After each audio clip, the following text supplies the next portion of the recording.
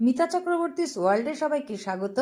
আজকে একটা আনারসের জুস দেখছো আমি খাচ্ছি। এটা বানাবো কিভাবে সেটা তোমাদের সাথে শেয়ার করব।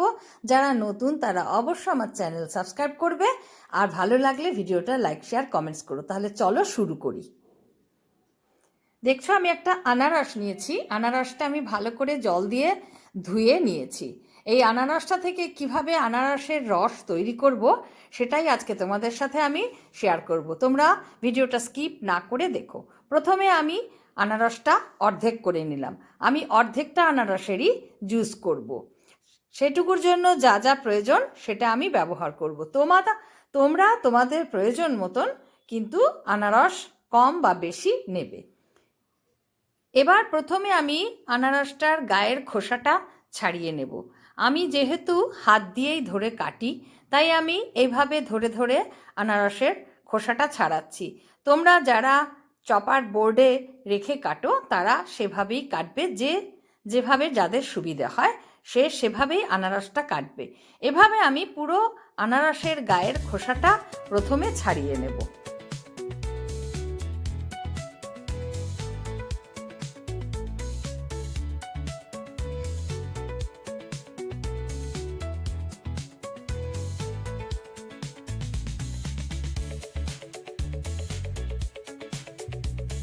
এইভাবে আমি ধীরে ধীরে আনারসটার গায়ের সম্পূর্ণটা খোসা ছাড়িয়ে নিলাম। দেখো, এবার এটাকে আমি 4 টুকরো করে কেটে নেব। প্রথমে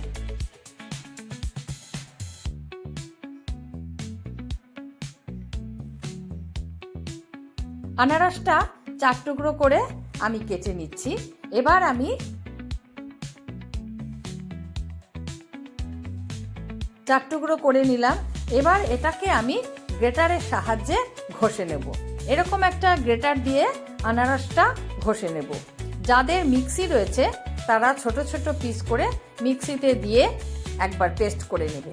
আমি এই গ্রেটারের সাহায্যেই করব, কারণ মিক্সি সবার বাড়িতে থাকে না, এবং থাকলেও অনেক সময় কারেন্টের অভাবে ব্যবহার করা যায় না।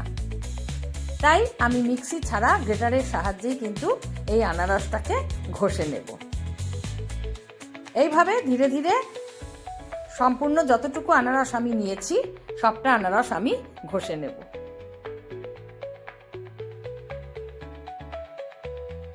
দেখো, আনারসটা আমার কিন্তু ঘষা হয়ে গেছে। আমি যেহেতু অর্ধেকটা আনারসের রস করব, তাই সেই পরিমাণই সব জিনিস নেব। এবার আমি এই বাটিটার মধ্যে ছাঁকনির সাহায্যে আনারসটাকে আমি ছেঁকে নেব। যে আনারসটা আমি গ্রেট করে নিয়েছিলাম সেই আনারসটা সম্পূর্ণ আমি এই ছাঁকনিটার মধ্যে দিয়ে দিচ্ছি।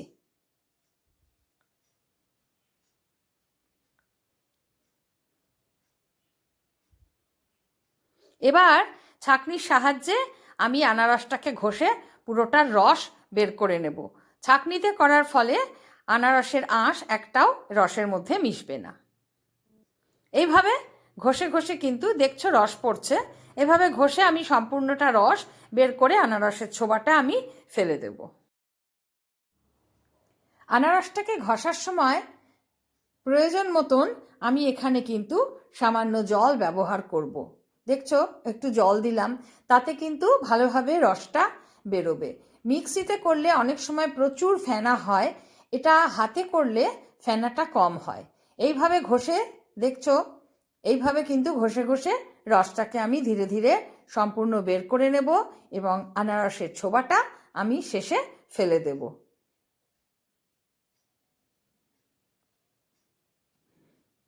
দেখো কত রস পড়ছে।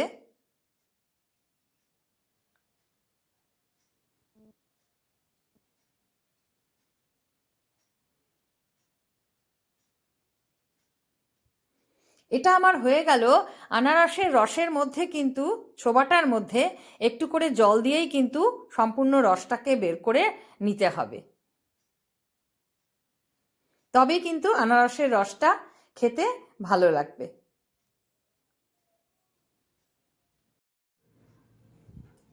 এইভাবে রসটা বের করার পরে দেখো এই যে ছোবা বেরিয়েছে, এই ছোবাটা এবার আমি ফেলে দেব।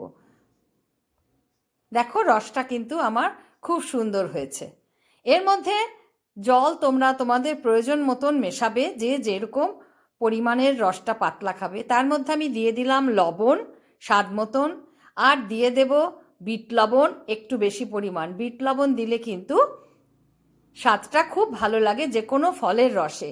বিট লবণ আর লবণ দেওয়ার পর আমি দেব চিনি। চিনিটা, আনারসের রসটা আগে প্রথমে দেখতে হবে কতটা টক, সেই পরিমাণে কিন্তু চিনি মেশাতে হবে। এগুলো দিয়ে ভালো করে গুলিয়ে নিচ্ছি আমি।